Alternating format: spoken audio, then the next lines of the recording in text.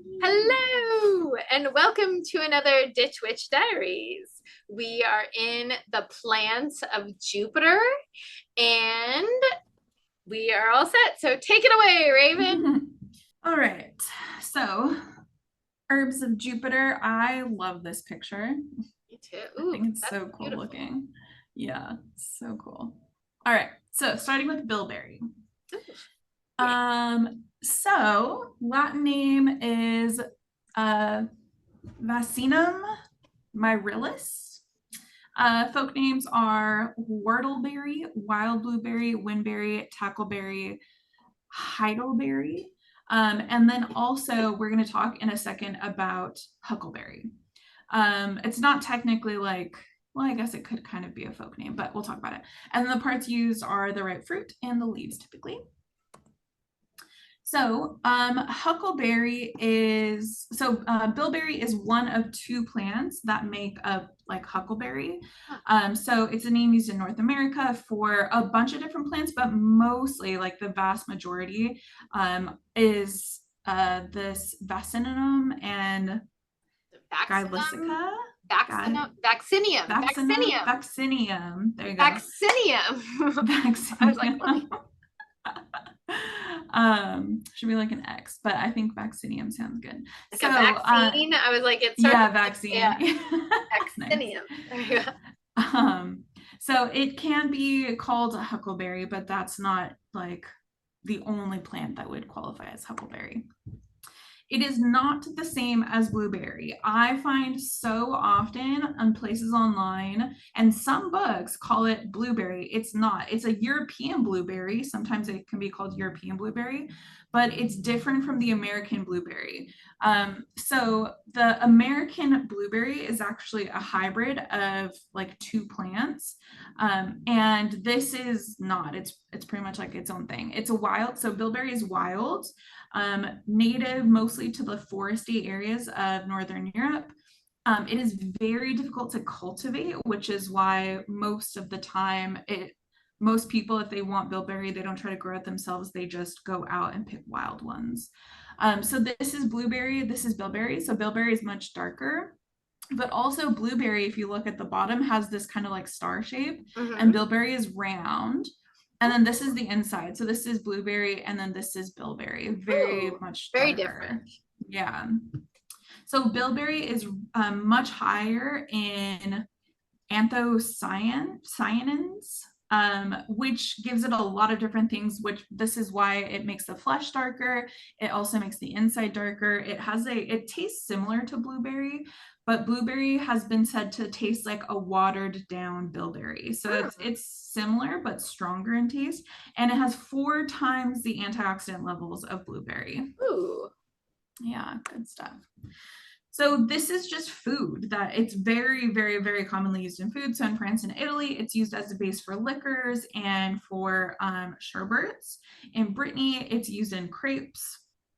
I don't know. Oh, I forgot to look up where this is. Bosges, you know where I'll that is? look it up right now. I forgot to look it up. What is it? Bosges. Ges. Yes.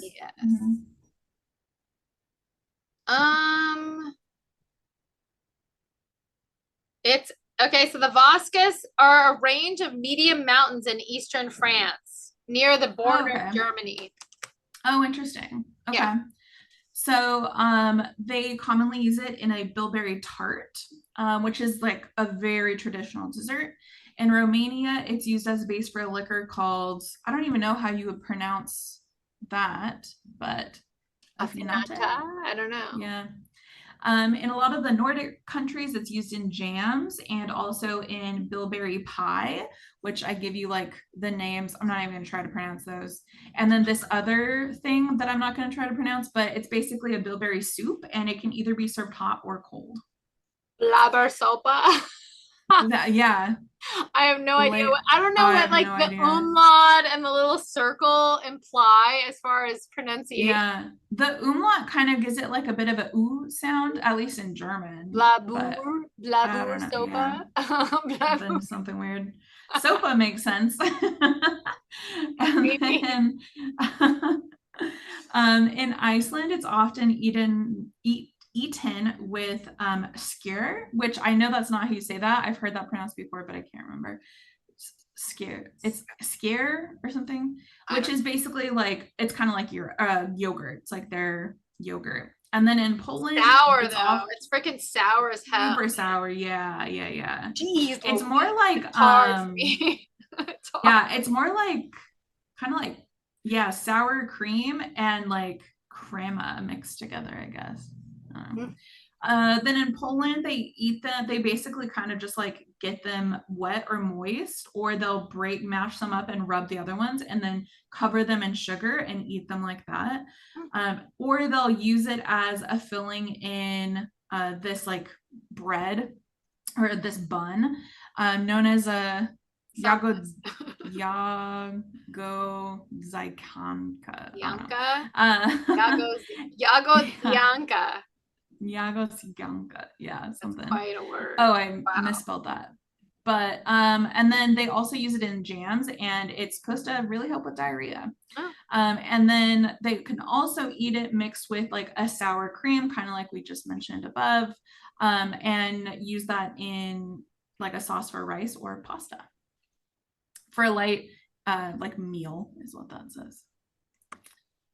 You can also use it for a really cool purple dye. So this picture I got from a blog where she like showed her whole process. She just went out and picked the berries and did the whole process. And so it's like supposed to be a pretty good representation of what the dye actually looks like. That's awesome. Also, as we mentioned earlier, in your plant, bilberries are, they can be pollinated by bumblebees and insects, but they also self-pollinate. So autogamy is where it has both the male and the female organs. And so the pollen can kind of get spread by like wind or just by falling off, and it self-pollinates. Hyssop had that too. Yeah, that's what I said. Autogamy. That's rad. Maybe that's an interesting, connection. Interesting connection. Yeah. There's also an association with Lunasa and Lammas. Now, I almost kind of went down a rabbit hole talking about Lunasa and Lammas, and then I was like, okay, this is not a Sabbat lecture, so I got rid of it. But essentially, a lot of people say that these two are the same. So Lunasa is the first harvest festival in like the wheel of the year, usually on August 1st. And some people say that Lammas is different from Lunasa, meaning that Lunasa is kind of when you are celebrating the darker aspect of the harvest. And Lammas is seen as like not so dark, and it's more so focused on like being able to feed your like tribe or your family or whatever. Some people say they're the same, so I just put both of them. This festival kind of transitioned a bit into the holiday known as Bilberry Sunday.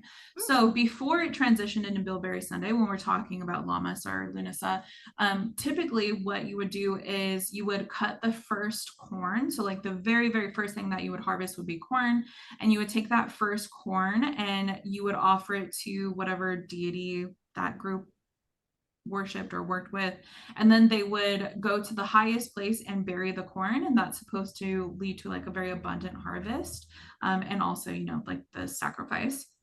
And then after that, then people would like harvest everything, and then that evening they would eat a meal of like the food that they had harvested and bilberries, and everybody usually has to like engage and eat this. I like Bilberry Sunday. I'm kind of into Bilberry Sunday. I just want to tell you because like all this like Lunasad, whatever, like, it's all very pagan. It usually has like super big undertones of like wickedy Wiccan. And like, not that that's bad, but if that's what you do, but it has like these huge overtones of like even in those words of like the male and the like, there's like a masculine like thing that's going on in the year, either like male deity is like the baby and dying and then coming around, or there's some like great sex thing that's happening. And Yeah. like I don't know. I definitely would prefer like a more plant-based, more naturalistic interpretation of it, like much more like Yeah. Mother Nature kind of interpretation. I wish we could like overlay the sabbats with like more like Mother Nature or like female centered, like and then bring back things like Bilberry Sunday. You know, bring back I like yeah. I don't, so a lot of the groups that I've like partaken in and been part of, really, I totally agree with you. For pretty much all of the Sabbat is very like deity heavy and stuff. I don't do that. I don't really celebrate and I know that oftentimes you and I see eye to eye on this, but I don't celebrate like the deities associated with that. Like they're not my deities, and so I'm not going to, not to like disrespect them or anything, but yeah, to me that's not what the Sabbats are about, right? The Sabbats, like Luna said, I celebrate by going and typically picking. We are absolutely surrounded by wild blackberries where I live. And so I celebrate, Luna said, by harvesting wild blackberries. And then like I amazing. typically will like burn a candle at night, and that's all I really do. Well, that's But good. That's like yeah. because that's like there's a difference between celebrating the turning of the wheel of the year and like Mm-hmm. this the equinoxes and the solstices and Mm-hmm. making those sacred, and then Mm-hmm. there's something different altogether by taking this like created idea of what those holidays mean. And Mm-hmm. so you could pick either one you want. You want to do the Christian one? We can do Easter and Christmas. You want to do the pagan one? We can do, you know, Yule and whatever. But it's kind of just Yeah. the same. It's just a different overlay on the same set of circumstances, you know? Yeah. Yeah. I feel like the like deity celebration and like reciting things for any of the sabbats seems very like high ceremonial magic for me, and I'm just not into that. Yeah. But I agree. Like I think that for my connection to the sabbats is less kind of deity and Wicca-ish, and it's definitely more, I would say it's very much like Mother Nature based, because I typically am like going out and doing something. Like for the winter solstice, I oftentimes will go and like get snow and then like melt the snow and then make either like put it in my bath water or, you know, whatever, just Yeah. like very Mother Nature Yeah. based. I agree. Okay. So this then brings us to the transition into Bilberry Sunday. Now, Bilberry Sunday is typically scheduled at the first Sunday around August 1st. So it's not always the first, but it's Sunday, hence Bilberry Sunday. And so typically what they would do is families would send their young people, so not like kids, but you know, like Yeah. preteens and stuff, out to forage the bilberries.